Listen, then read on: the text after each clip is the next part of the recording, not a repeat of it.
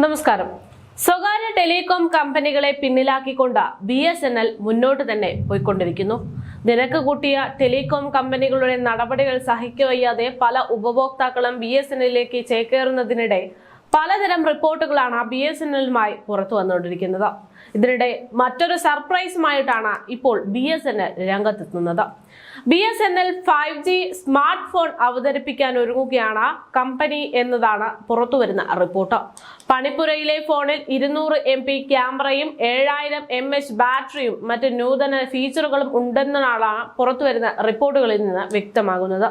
വാർത്ത കണ്ണടച്ച് തുറക്കും മുമ്പ് തന്നെ നാട്ടിലേക്ക് പറയുന്നതോടെ വിശദീകരണവുമായി BSNL രംഗത്തെത്തി.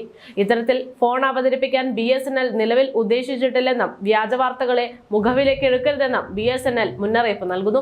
ജാഗ്രത പാലിക്കണമെന്നും BSNLുമായി ബന്ധപ്പെട്ട വിവരങ്ങളൊക്കെ bsnl.co.in എന്ന വെബ്സൈറ്റിൽ സന്ദർശിക്കാനും കമ്പനി നിർദ്ദേശിക്കുകയുണ്ടായി.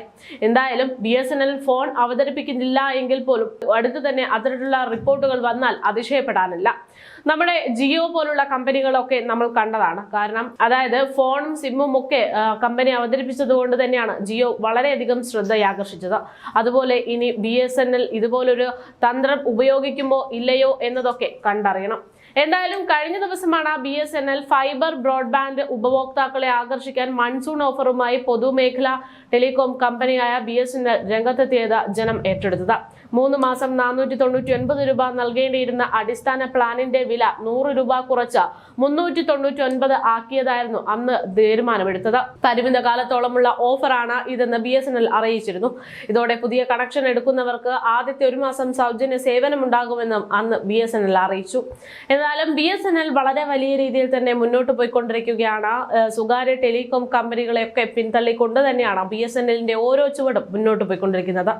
4Gയും 5Gയും ഉടൻ തന്നെ സാധ്യമാക്കും എന്ന് തന്നെയാണ് റിപ്പോർട്ടുകൾ പുറത്തുവരുന്നത്. രത്തൻ ടാറ്റയുമായി ചേർന്ന കരാറിന്റെ ഭാഗമായി ഗ്രാമപ്രദേശങ്ങളിലടക്കം BSNLന്റെ 4G സേവനങ്ങൾക്ക് വേണ്ടുന്ന കാര്യങ്ങളൊക്കെ യാഥാർത്ഥ്യമാക്കിക്കൊണ്ടിരിക്കുകയാണ്. നിലവിൽ ഉപഭോക്താക്കളുടെ വലിയൊരു കുത്തൊഴുക്ക് തന്നെ BSNLിലേക്ക് ഉണ്ട് എന്ന റിപ്പോർട്ടുകൾ പുറത്തുവരികയാണ്. ഇനി ഈ നിലയ്ക്കാണ് കാര്യങ്ങളുടെ പോക്കെങ്കിൽ ഇനി സ്വകാര്യ കമ്പനികൾ പിടിച്ചു നിൽക്കാൻ വേണ്ടി നിരക്ക് കുത്തനെ കുറയ്ക്കേണ്ടുന്ന ഒരു സാഹചര്യത്തിലേക്ക് വരെ BSNLന്റെ മത്സരം യാഥാർത്ഥ്യമാക്കുന്നുണ്ട് എന്നതാണ് വാസ്തവം.